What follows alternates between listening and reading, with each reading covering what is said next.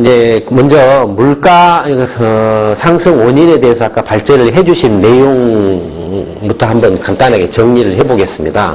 세 가지를 들어주셨는데, 공적 채무가 급증한 것, 그것이 첫 번째고, 두 번째, 원화 환율이 폭등한 것, 세 번째, 농산품이나 국제 원자재 가격이 급등한 것, 이 세 가지를 이렇게 들어주셨습니다. 공적 채무가 급증한 것은 그것이 어떻게 물가 상승하고 연결이 되느냐? 예를 들어서 이제 수자원공사가 4대강 사업을 해서 8조 원의 그 4대강 사업과 관련된 공사를 빚을 내 가지고 대행을 하고 있다 이거죠. 그런가 하면은 저희 고무방에서도 이렇게 했지만 경인 아라뱃길 사업과 관련해서 수자원공사가 2조 2,500억 원 규모의 사업을 이렇게 2009년 말부터 착공을 해가지고 했다 이거죠. 빚으로 했다 이거죠. 그거하고 물가 상승하고 무슨 상관이 있냐? 그런 식으로 공적 채무가 늘어난다 이거죠.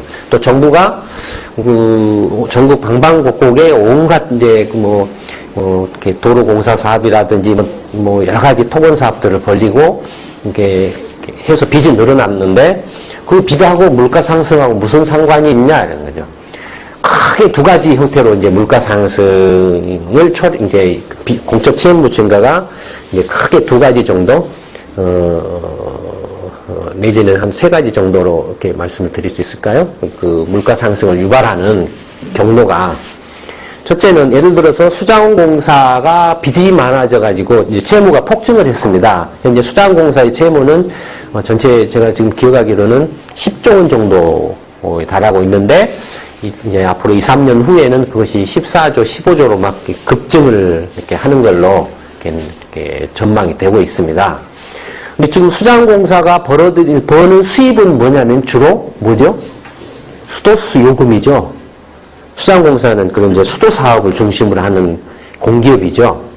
근데 빚을 갑자기 이제 수도 사업과 관계가 없는 뭐 4대강 사업이든 운하 사업이든 무슨 이제 4대강 사업이나 운하 사업에 빚이 나니까 4대강 사업에다가 친수구역이라고 해가지고 또 거기다가 이제 막 그 개발을 하라고 그러고 저기 이제 시화원 밑에다가 또 대규모 간척 사업을 해가지고 뭐 아파트 단지나 뭐 레저 시설이나 이런 것들을 개발을 하라고 이렇게 한다 이거죠. 빚을 이제 스스로 못 갚으니까. 근데 사실은 그런 사업마저도 사업성 자체가 없는 거예요. 그러니까 사업성이 없는 사업을 벌여가지고 빚이 폭증을 했는데 그걸 이제 보상을 해준다라고 한 게 또 더 사업성이 없는 걸 하라고 해서 이렇게 한다 이거죠. 수자원공사는 지금 당장에 이자하고 원금을 이제 막 상환을 갚아야 돼요. 좀 공기업체를 발행하고 은행에서 빚을 이제 대출을 받아가지고 사업을 벌렸기 때문에 나중에 그 공기업체 발행한 거 이제 만기가 도래하면은 그거 상환해야 되고 은행한테 돈 빌린 거 갚아야 되잖아요. 근데 못 갚아요. 수도요금 받아가지고는 지금 수도요금 받아가지고는 못 갚아요. 그럼 어떻게 하겠습니까? 그거 갚으려면은. 결국에는 수도요금 올리는 수밖에 없죠. 물가 올리는 수밖에 없죠. 그렇죠?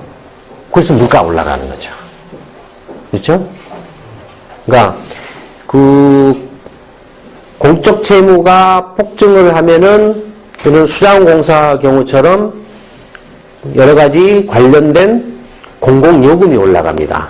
수도요금, 전기요금, 가스요금, 지금 이제 공공요금은 아니지만 사실상 그 공기업이었죠, 예전에는. 지금 이제 휘발유가 기름값 올라가는 거. 기름값 올라가는 것도 사실은 뭐 이제 거의 지금 독과점 체제이기 때문에 이제 뭐 비정상적으로 많이 올라가고 있지만 이런 것들이 막 올라가죠. 그러니까 그런 것들이 이제 공공요금이 올라가면은 전체적으로 물가 상승을 유발합니다. 왜냐면은 공공요금은 왜 공공입니까? 모든 사람들이 쓰니까. 안 쓸 수가 없으니까. 그러니까 모든 그 소비 활동이나 생산 활동에 필수적으로 이제 들어가는 거니까. 그래서 물가가 올라가는 겁니다. 그 다음에 두 번째는 이제 빚을 막 정부는 공기업이든 막 이렇게 빚을 갖다 땡겨다 쓰게 되면 어떻게 됩니까? 전체적으로 이제 빚을 갚아야 되죠. 요금도 올리지만 한편으로는 요금을 올려가지고 다 못 갚아요. 빚이 너무 많이 늘어났기 때문에. 그럼 요금을 올려가지고서는 도저히 못 갚는다라고 하면 어떻게 해야 되죠? 응? 예? 뭐라고요? 대신 갚죠. 뭐라고요? 크게. 세금을 더 갚죠. 그렇죠. 세금을 더 올릴 수밖에 없잖아요. 그렇죠? 그러니까 뭐 법인세든 근로소득세든 뭐 부가가치세든 세금을 올릴 수밖에 없죠. 당장에 부가가치세 올리면 어떻게 되죠? 전체 소비재 물가가 올라가죠. 그만큼 올라가죠. 그러니까 공적 채무가 급증하면은 세금이 올라갈 수밖에 없다 이거예요. 그러니까 물가가 올라갈 수밖에 없는 거예요. 그 다음에 세 번째로 공적 채무가 급증을 하면은 공적 채무는 어떻게 해서 급증을 하는 거 늘어나는 거죠? 결국에는 정부가 빚을 막 늘려서 돈을 막 뿌려내는 거잖아요. 뿌리는 거잖아요. 그러니까 다른 말로 하면은 이제 화폐 공급이 증가하는 형태를 띠죠. 그러니까 화폐적 인플레가 봐요. 그러니까 돈의 가치가 떨어져가지고, 돈의 가치가 상대적으로 떨어져가지고. 그러니까 그래서도 그런 화폐적 인플레이에서도 물가가 올라가는 압력을 받는다 이겁니다. 그러니까 공적 채무가 급증하면은 급증하는 거가 물가하고 어떤 관계가 있느냐라고 한다라면 이렇게 크게 세 가지 경로를 통해서 물가 상승 압박 요인으로 작용을 하는 거죠. 그다음에 두 번째 이제 물가 상승 요인으로 지적한 게 원화 환율이 급등을 한 걸 말씀을 하셨는데 사실 2008년 미국발 글로벌 금융 위기가 발생하기 전인 2007년과 2008년 이전과 2008년 이후에 세계 주요 나라들의 미국 달러에 대한 환율을 보면 영국하고 한국, 선진국에서 영국하고 한국만 거의 유일하게 달러에 대해서 약세를 보였어요. 그러니까 원화 환율이 2007년에는 연평균 한 920원대 정도였어요. 지금은 뭐 이제 1100, 오늘 뭐 최근에 1150원 다시 올라왔죠. 어쨌든 한 300원 가까이 이렇게 올라버렸죠. 원화가. 거꾸로 말하면 이제 원화 가치가 금방 떨어졌다라는 거죠. 영국도 마찬가지로 파운드화가 2007년에 1파운드당 거의 2달러를 넘어가는 정도였어요. 근데 지금 2008년 글로벌 금융위기 나가지고 파운드당 거의 1.6달러까지 떨어졌다가 조금 올라가는 그런 상태예요. 그러니까 많이 떨어졌죠, 파운드화도. 근데 반면에 일본은 어떠나, 엔화는 엄청나게 엔화가 달러에 대해서 강세를 보였죠. 그 다음에 중국 위안화는 어떠나요? 계속 위안화 강세죠. 그러니까 그걸 억지로 막아도 강세죠. 그렇죠. 호주 달러는 어떠나요? 호주 달러도 많이 강세를 보였어요. 캐나다 달러도 굉장히 많이 강세를 보였어요. 그 다음에 브라질, 인도, 이런 나라들의 통화도 강세를 보였습니다. 그러니까, 아까 우리 미사님께서 설명하신 도표 가운데 여러 나라들의 소비자 물가 상승률 도표가 있었죠. 그 도표를 보시면, 아까 한번 띄울 수 있나요? 도표를 보시면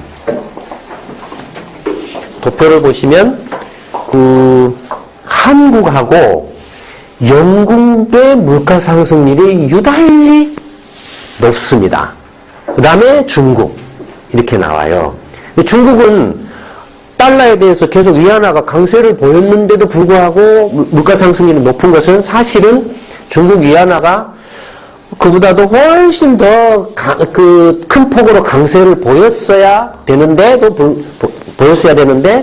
그걸 인위적으로 중국 정부가 막아가지고, 그러니까 예를 들어서 2007년에는 달러당 얼마나 됐나요? 기억을 제가 정확히 6.8 유안이었나요? 예, 6.8 유안이었는데 수치는 제가 정확하게 기억을 못 하겠습니다만 예를 들어서 6.8 유안이라고 합시다. 그러면 지금 현재 6.3 유안대로 약간 위안화가 강세를 계속 쭉 이렇게 왔거든요. 근데 사실은 지금 정도라면은 위안화가 예를 들어서 6.8에서 한 20% 강세를 보였다는 건 얼마로 돼야 되나요? 그러니까 그 계산하기 좋게 723 1.4 깎으면은 6.8에서 1.4 깎으면 5.4 위안 정도. 지금 현재 위안화가 한 5.4 위안까지 사실은 떨어졌어야 중국의 물가상 인플레가 이렇게 급등을 안 했을 건데 그걸 중국 정부가 수출 때문에 수출을 더 한다라고 해서 인위적으로 막 그 시장 개입을 통해 가지고 위안화 강세를 보이는 걸 막았죠. 막아서 6.3 위안대로 지금 이렇게 통제되고 있죠. 그래서 상대적으로 중국 같은 경우는 물가 상승률, 인플레 압력이 굉장히 높게 나타나요. 중국이 세계 최대 그 수출 국가 중에 하나고, 그 다음에 가장 그 상품 수지 흑자가 가장 세계적으로 가장 큰 나라고, 그래서 그 달러 유입이 가장 많은 나라죠. 근데 달러가 많이 들어오면 들어올수록 어떻게 됩니까? 위안화 값이 막 더 올라가는 거예요. 강세를 보이는 거예요. 그러니까 그걸 막으려고 중국 정부가 달러를 막 이렇게 사가지고 방어를 하는 거죠. 사가지고 방어를 하는 거죠. 그래서 중국 정부는 지금 어떤 상태에 있죠? 달러 보유가 엄청나게 폭증을 해버린 상태예요. 어쨌든 그 원화 환율이 2008년 이전에 920원대에서 지금 1100원대로 이렇게 그 약세를 보인 것이 물가 상승을 초래했다 이거죠. 왜냐하면 그 2007년에는 이 물건 하나 사는데 1달러의 물건을 하나 살 수 있었다 이거죠. 근데 그때 이 물건을 일반 그 소비자가 사려면 930원을 주면 920원을 주면은 1달러를 그 사가지고 그 1달러를 주고 이 물건을 살 수 있었다 이거죠. 근데 지금은 똑같은 물건인데 지금은 이거 또 가격이 여전히 달러로는 1달러예요. 근데 한국의 소비자가 이걸 사려면은 얼마를 주고 사야 되나요? 이제는 1,100원을 줘야 되죠. 그러니까 원화 환율이 이렇게 그 올라버려 가지고 급등을 해 가지고 거의 한 250원에서 300원 정도 가격이 올라버린 거죠. 근데 원화 환율이 시장의 힘에서 자연스럽게 원화가 약세를 보였다면 모르지만 2008년 글로벌 금융위기는 어디서 시작됐죠? 네? 미국에서 시작됐죠. 그러니까 미국발 글로벌 금융위기죠. 그러니까 미국발 글로벌 금융위기는 뭘 의미합니까? 달러가 굉장히 약세 떨어지는 세계 거의 모든 통화에 대해서 달러가 이렇게 약세. 물론 달러 약세는 2002년부터 계속 약세 기조를 보이고 있는데 특히 2008년 글로벌 금융위기를 계기로 해서 달러가 굉장히 약세를 보입니다. 뭐 원화도 당연히 그 당시에 가만 놔뒀으면 강세를 보였을 수 있죠. 달러에 대해서 일본 엔화나 중국 위안화처럼 강세를 보였을 수 있죠. 아니면 적어도 920원대 그 수준에서 그대로 머물러 있을 수 있었죠. 근데 왜 뛰어버렸죠? 그때는 그 외환 보유고도 많다고 자랑을 했어요. 그래서 파사나 리만 브라더스까지도 막 사겠다라고 난리를 치던 때예요. 그때는. 그러면은 왜 환율이 뛰어버렸죠? 그 설명이 있었잖아요. 고환율 정책. 그거 많이 떠들었잖아요. 그 결과적으로는 그런 고환율 정책으로 인해서 지금 그 모든 국민들이 그 물가 폭등에 피해를 보고 있다. 300원 가까운 물가 상승에 피해를 보고 있다 이겁니다. 근데 왜 고환율 정책을 했죠? 뭘 내세우고 고환율 정책을 했죠? 이명박 정부 출범하면서? 예? 친기업 정책 했잖아요. 제가 만든 게 아니라 이명박 정부가 친기업 정책이라고 한다라고 해서 그 친기업 정책의 일환으로 고환율 정책을 했잖아요. 이명박 정부는 친기업 정부다라고 이렇게 출발을 했잖아요. 친기업 정책하고 고환율하고 무슨 관계냐? 기업 한국은 수출하고 수출하는 데는 기업이고 그래서 기업들한테 몰아준다. 뭐 그런 차원. 그리고 나머지 일반 국민들은 거기 떡국물 떨어지면 좀 받아서 이제 혜택을 본다. 뭐 이런 주장이었잖아요. 근데 이것은 정말로 무지하고 무식한 이야기입니다. 이른바 오늘 그 낙수물 효과? 아까 오면서도 그런 이제 그 이야기가 있었는데, 낙수물 효과라는 건 무슨 이야기냐면, 예전에 70년대 이제 아무것도 없던 상태에서 이제 경제 성장할 때, 또 일본이 2차 대전 후에 이제 패망해가지고 다 이렇게 무너져서 다시 복구할 때, 아무것도 없는 상태에서 뭔가 성장을 하려고 할 때는 자원이 없잖아. 아무것도 없으니까. 성장할 어떤 그 투자 자원이 없잖아요. 그럴 때는 어떻게 하겠습니까? 모든 곳에다 다 투자할 수 있습니까? 불가능하죠. 그러면은 굉장히 그 빈약한 부족한 자원 가지고 어떤 전략을 취하는 게 방법적으로 이렇게 효과적이고 바람직한 그 투자 전략이라고 생각되십니까? 가장 우선순위가 높고 가장 그 상황에서 잘 할 수 있는 곳에 몰아주는 거죠. 그걸 뭐라고 했냐면 원래는 그 우산 있죠. 우산을 딱 접으면 뾰족하잖아요. 그러니까 아주 좁은 곳에 한 곳에다 다 몰아주는 거예요. 그래서 그 한 곳에다가 집중적으로 몰아줘가지고 그곳이 이제 성장을 하게 해서 성장을 해가면서 조금씩 우산을 펴는 거예요. 펴는 것처럼 조금씩 이제 주변 산업이나 주변 분야로 그 성장의 혜택이 확산돼 가는 거죠. 이게 우산 전략이죠. 이게 이제 이렇게 엄브렐라 우산 전략이었는데 이제 그걸 요즘에 하시는 낙수물 효과라고 이건 무슨 이렇게 일반 국민들은 떡고물이나 떨어지는 거 받아먹는 게 정말로 자존심 상하는 이야기죠. 그렇죠? 근데 그러니까 이 우산 전략은 어떤 때에 시행되는 전략입니까? 응? 네, 아무것도 없을 때. 그러면 이명박 정부가 출범한 2008년에는 대한민국에 아무것도 없던 정말로 전부 헐벗고 굶주린 그래서 뭐 투자할 자원이 없는 그런 시기였냐, 그런 때냐, 그런 상황이었냐라는 거죠. 그렇지 않죠? 예. 그렇죠? 얼마나 이 엉터리 정책을 했냐라는 거죠. 그러니까 이 정책이라기보다는 이건 이념에 미친 집단이죠. 그렇죠? 이런 것조차도 이해를 알지 못하는 채 이념에 미쳐가지고 그런 정책이라는 이름을 붙여서 했다 이겁니다. 근데 이런 문제에 대해서 대한민국의 이른바 진보 지정이라고 하는 데서 어느 누구도 이런 문제에 대해서 이렇게 반론을 제대로 한 적을 저는 본 적이 없습니다. 무슨 낙수물 효과에 대해서 뭐 그것이 뭐 어쩌냐 저쩌냐 이런 말장난에 비슷한 그런 이렇게 설득력이 없는 이야기들은 몇 개 있었을 수는 있겠지만 기본적으로 이런 전략이 어떤 상황에서나 이렇게 유효한지 어쩐지 자체의 기본 자체를 모르는 거예요. 그러니까 모르니까 이런 엉터리 전략, 이런 엉터리들이 막 판을 쳐버린 거죠. 왼쪽이든 오른쪽이든. 어쨌든, 그랬다 이거죠. 그러니까, 고환율 정책이 어쨌든, 물가 상승의 이제 근본적인 요인 중에 하나라는 거고, 그 다음에 이제 세 번째로, 들어가기 전에,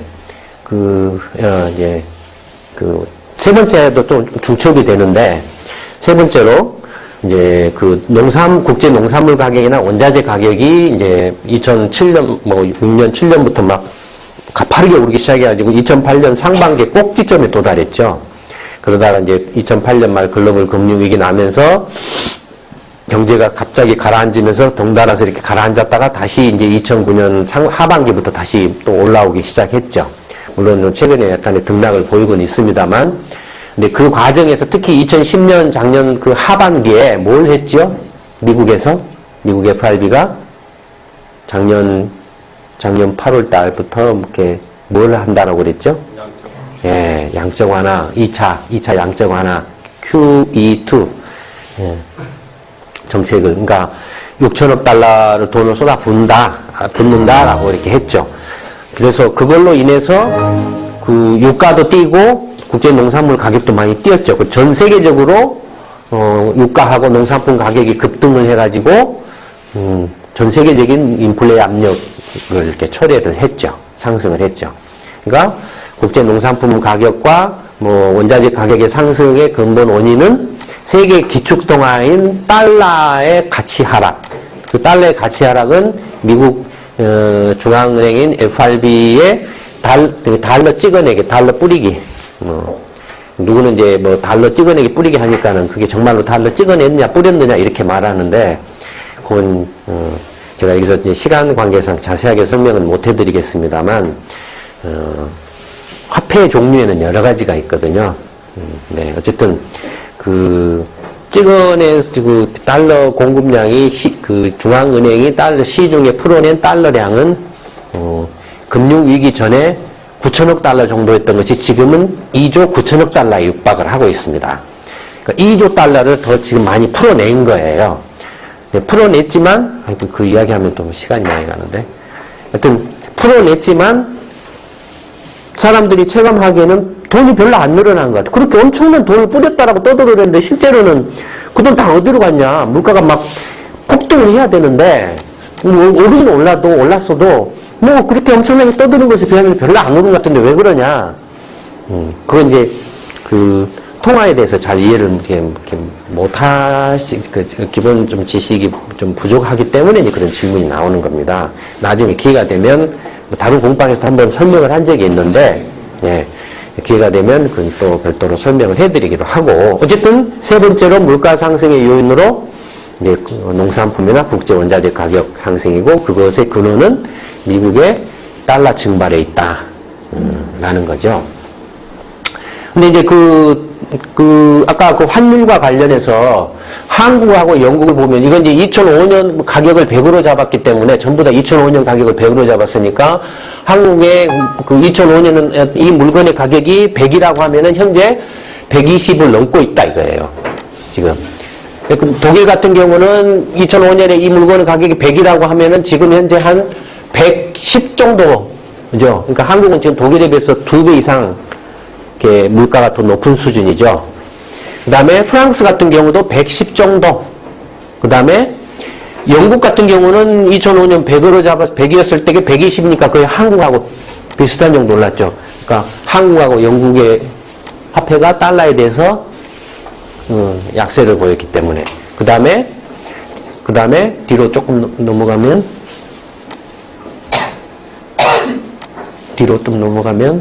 중국은 안 나왔지만 중국은 사실 지금 2005년에 100이라고 하면은 대충 뭐 이런 정도 모양이라고 하면은 지금 중국도 한 20에서 125 정도 올라와 있습니다. 중국도.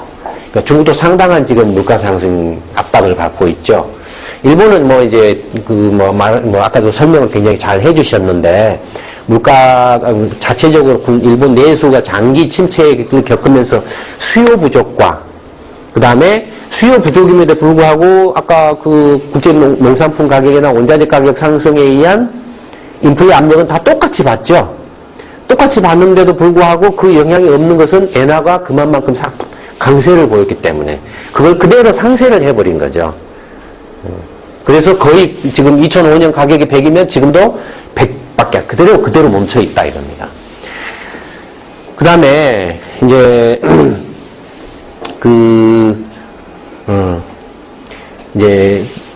물가 상승을 이제 인플레를 어떻게 바라보느냐에 대해서 한번 닫기 전에 아까 그 공적 채무에 대해서 말씀을 어느 분이 이거 닫고 공적 채무가 어떻게 이루어져 있느냐 질문하신 분이 잠시 자리를 비웠는 것 같네. 근데 공적 채무에 대해서 질문을 이렇게 하셨는데 그냥 간단하게 말씀을 드리겠습니다. 질문하신 분이 좀 자리를 비우셔서 정부가 발행한 국채가 정부가 발행한 국채가 한 120조인가 130조 원, 2008년부터 120조 원인가 130조 원 정도 늘어난 걸로 제가 국채가 2008년부터 최근까지 한 20, 30조 정도 늘어난 걸로 기억을 하고 있고, 그 다음에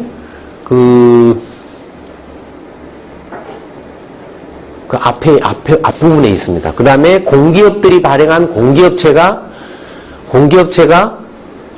예, 요 대목에 있을 겁니다. 앞이야. 조금 더. 예, 여기 있습니다. 국채 발행한, 어이구. 앞으로. 그러니까, 공기업들이 발행한 공기업체가 또, 한 100 몇십 조 정도? 이렇게 늘어나 있고, 숫자는 제가 지금 아까 도표에 있으니까 정확하게 기억을 못 하는데, 그 다음에 공기업들이, 은행에서 대출을 받아온, 차입을 해온 차입금들이 있고, 그래서, 누르지 마. 그냥 여기서 보죠. 그냥. 그러니까, 국채, 지방채, 이렇게, 통화안정증권, 이런 것들 포함해가지고 늘어난 게 130조 정도 늘어나고, 공기업들이 발행한 공기업 채권 발행 잔고가, 140조 정도 늘어나고, 그래서, 정부하고 공기업이 발행한 채권 발행액이 한 270조 정도 늘어나고, 그 다음에 공기업들이 은행에서 빌려온 그 차입금이 한 240에서 그러니까 한 90조 정도 늘어나고, 한 80조인가 90조 정도 늘어나고, 이렇게 저렇게 합쳐보면은 한 340조 이상, 이렇게 350조 가량 늘어난 걸로 이렇게 나오죠.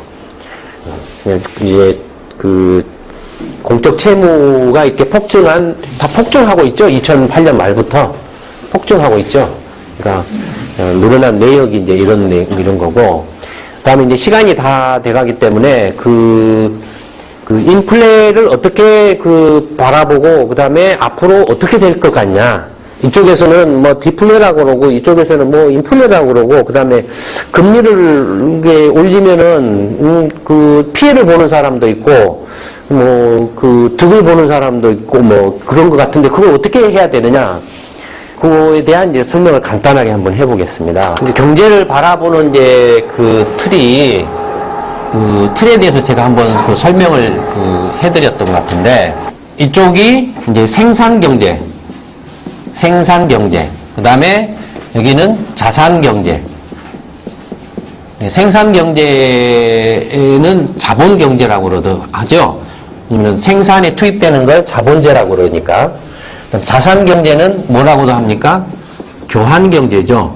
이렇게 교환하잖아요. 그 다음에 이쪽 축으로는 실물경제, 그 다음에 금융경제. 현실과 이론의 한국경제 첫 번째 책을 보시면 이 설명이 나와 있습니다. 아니면 경제 시평에서도 여러 차례 아마 이거에 대해서 설명을 해드린 걸로 기억을 합니다. 그래서 경제를 바라보는 틀을 이렇게 좀 알기 쉽게 이렇게 좀 구분을 지어보면 이렇게 네 가지로 이렇게 나눠 볼 수 있다 이거죠. 이건 실물 생산 경제, 그 다음에 여기는 실물 자산 경제, 여기는 금융 생산 경제, 금융 자산 경제. 거꾸로 생산 실물 경제, 생산 금융 경제, 또는 자산 실물 경제, 자산 금융 경제, 이렇게 네 가지 이제 유형으로 분해를 해볼 수 있다 이거죠. 물론 엄격하게 이렇게 구분되는 건 아니지만 우리가 경제 전체를 이해하는 데 있어서 분석적인 틀로서 굉장히 이렇게 유효한 틀입니다. 그럼 실물 생산 경제는 뭐냐면은 어떤 것이 해당되냐면은 가계 소비, 대표적인 게 가계 소비, 그 다음에 기업의 생산, 기업이 물건을 만들어서 판매하는 생산, 이런 것들이 해당되죠. 실제로 물건을 생산하고 사고 팔고 하는 그런 거래가 이루어지는 영역이죠. 그 다음에 실물 자산은 뭐가 있습니까? 대표적인 게 부동산이 있죠. 그 다음에 또 뭐가 있나요? 여러 가지 상품들이 있죠. 원유라든지 금이라든지 여러 가지들이 있죠. 농산품이라든지 선물시장에서 거래되는 상품들이 있죠. 상품들, 뭐 그런 것들이 해당되고, 그 다음에 생산 경제에서 금융과 관련된 것은 뭐가 있습니까? 가계 대출, 소비를 위한, 그러니까 가계 대출, 가계 신용 대출 또는 뭐 가계 대출, 그 다음에 기업 대출, 뭐 이런 거, 그 다음에 뭐 신용카드 대출 같은 것도 가계 대출에 들어가죠. 가계 신용 대출에 들어가죠.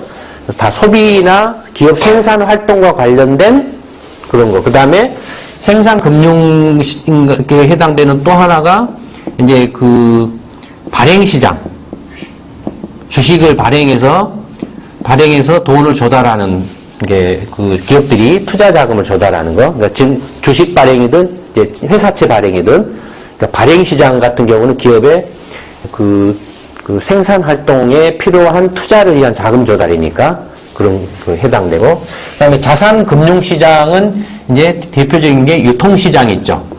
그러니까 지금 여러분들이 주식을 사고 파는 것은 다 주식 유통 시장이죠.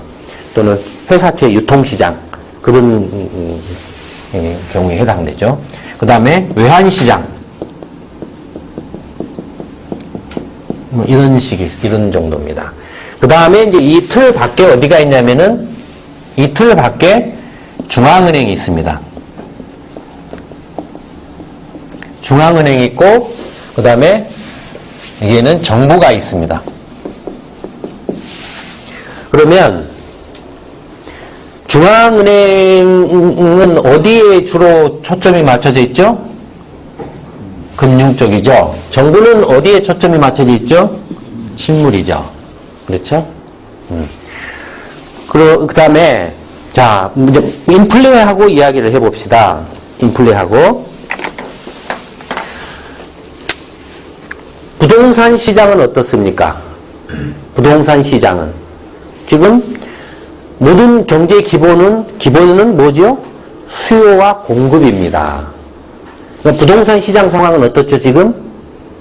거품이 발생해가지고 엄청나게 공급이 늘어났는데, 중대형 뭐 아파트를 중심으로, 그래서 중소형도 거기에 딸려가지고 올라갔는데, 지금은 공급이 엄청나게 늘어나고, 수요는 이제 가격이 너무 올라가지고, 그 가격에서는 살 사람이 줄어들죠? 절대 이 기본을 잊으시면 안 됩니다.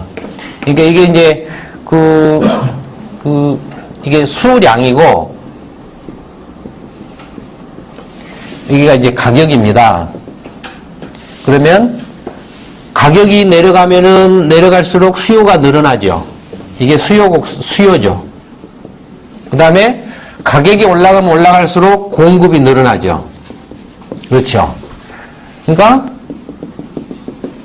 시장에서 가격이 결정되는 것은 이 수요와 공급이 만나는 곳에서 가격이 결정되죠. 근데 가격이 지나치게 올라가면은 어떻게 됩니까? 가격이 지나치게 올라가면 이 높은 가격에서 물건을 이 아파트를 살 수 있는 사람은 이 정도밖에 안 되죠. 그렇죠.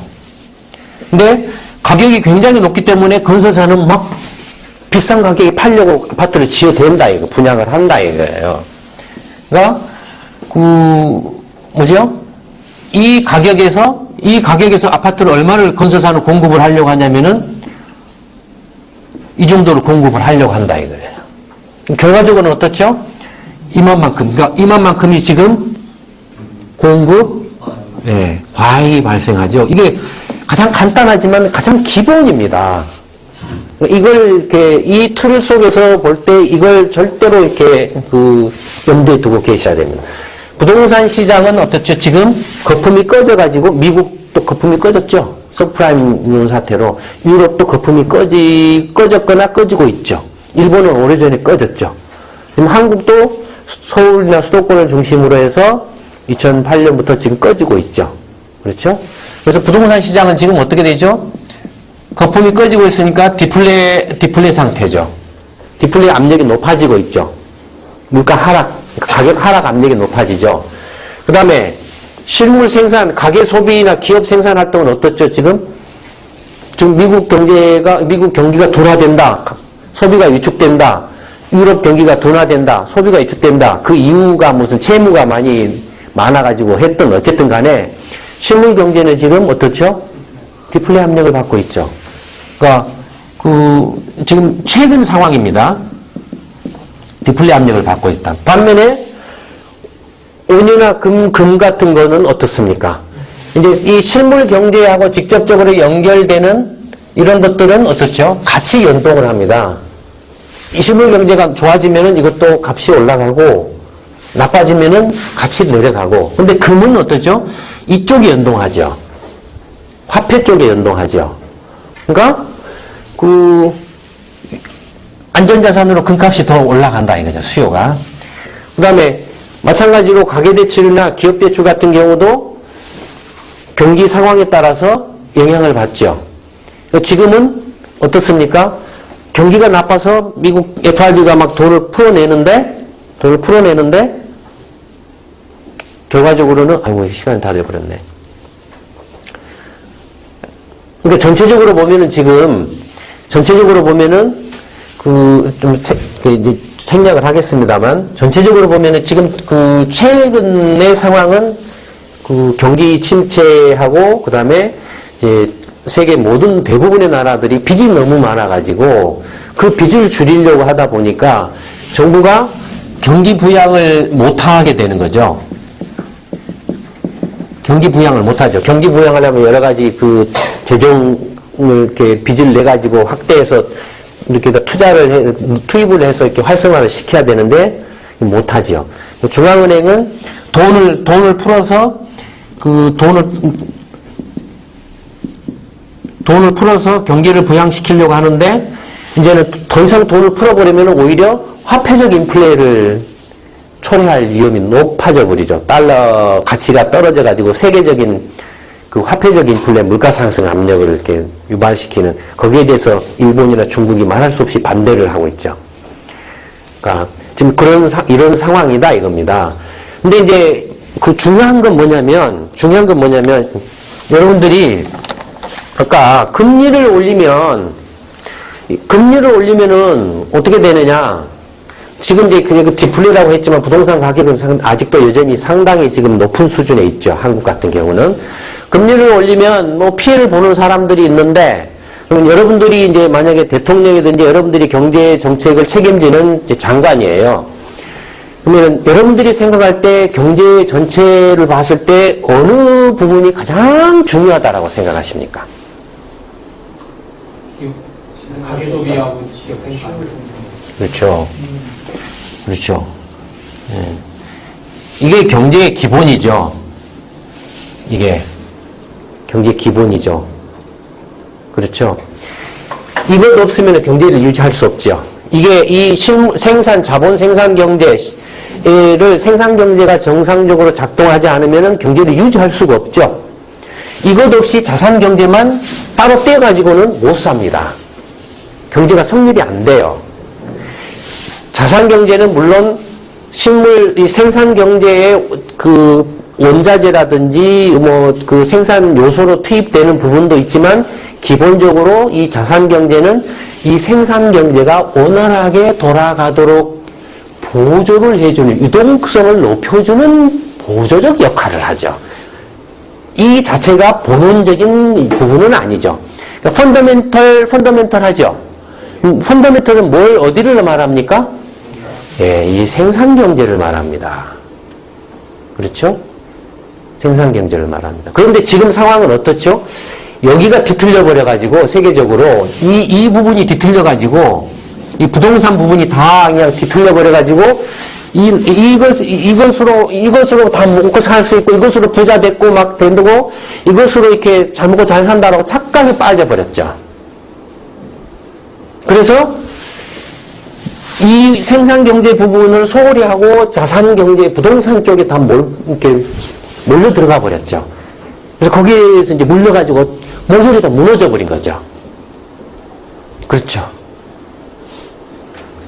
예. 그래서, 아이고, 시간이 다 돼가지고. 이게 사실은 가장 핵심 포인트인데. 그러니까, 어쨌든 생산경제가 이렇게 지금 가장 핵심이고 기본인데, 그러면은 지금 이제 여러분들 입장에서 금리 정책을 시행을 한다라고 한다라면은 어떤 정책을 펴야 될 거라고 생각을 하십니까? 예. 뒤틀린 거를 풀어줘야 되니까. 예. 지금, 어떻죠? 지금 여기다 디플레라고 썼지만, 지금 실제 아까 지난 8월 달에 소비자 물가 상승률은 어떻게 됐죠? 사실은, 예. 한국의 경우에는 디플레가 아니고, 인플레죠? 그렇죠? 그래서 한국은행 총재도 물가 상승을 잡을 수 없다. 뭐 이명박 대통령도 그냥 소비를 줄이는 것 외에는 방법이 없다라고 말을 했죠. 소비. 그렇죠? 여러분들이 대통령이고 여러분들이 한국은행 총재고 여러분이 경제 정책을 책임지는 장관이라고 한다면 지금 금리 정책의 초점을 어디다 맞춰야 될 것 같습니까? 여기다 맞춰야 되죠. 그럼 어떤 정책을 해야 되죠? 금리를? 그 다음에 경제 정의 내지는 형평성의 문제입니다. 부동산 뭐 투기가 됐든 투자가 됐든 하여튼 그 돈 벌기 위해서 달라들었다 이거죠. 그렇죠? 그럼 돈 벌기 위해서 그게 사기를 당했든 정부 대통령이 속였든 또는 뭐 정치인들이 다 이렇게 국민들이 그쪽으로 몰아갔든 언론들이 막 살아 이렇게 부추겼든 어쨌든 간에 돈을 벌려고 간 거다 이거죠. 그래서 지금 이제 궁지에 몰렸어요.